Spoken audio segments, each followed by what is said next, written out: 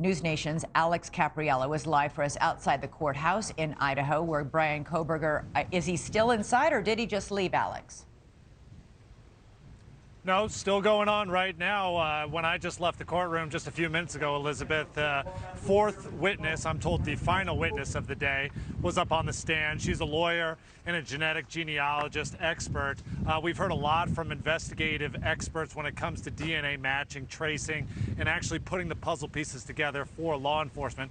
Very often, these are men and women who are completely self-taught in this industry, people who learn how this process works and then ultimately build that experience, so much so that law enforcement actually calls them up and asks them to help out with their investigation.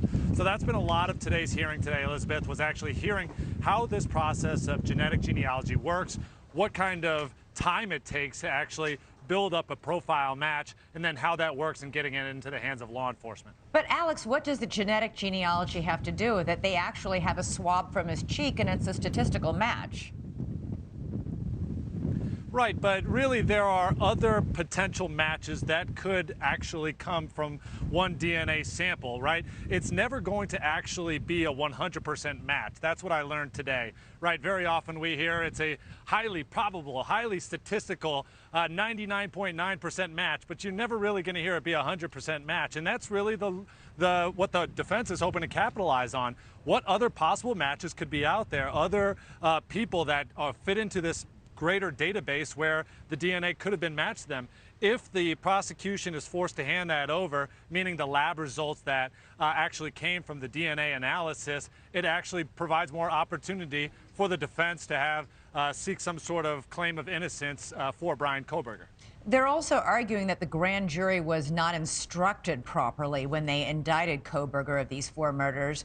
They're arguing the grand jury was supposed to be given a standard of suspicion of beyond a reasonable doubt instead of a preponderance of guilt. Are they going to succeed with this argument?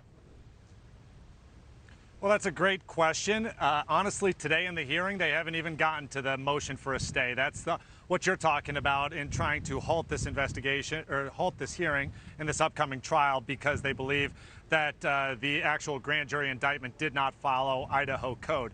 So we've been here now, let's see, since 10:30, several hours. They haven't even gotten to the motion for a stay. But that is something that is planning on being discussed today, whether or not that grand jury indictment followed Idaho code. And if they didn't, the defense is saying, hey, we need to pump the brakes here. We need more time for an actual investigation and how that actually played out. And if we find that it did not follow Idaho code, then we need to stay here because this trial should not be beginning on October 2nd. And very quickly, Alex, I know the family of one of the victims was in court as well, sitting just feet away from Kohberger.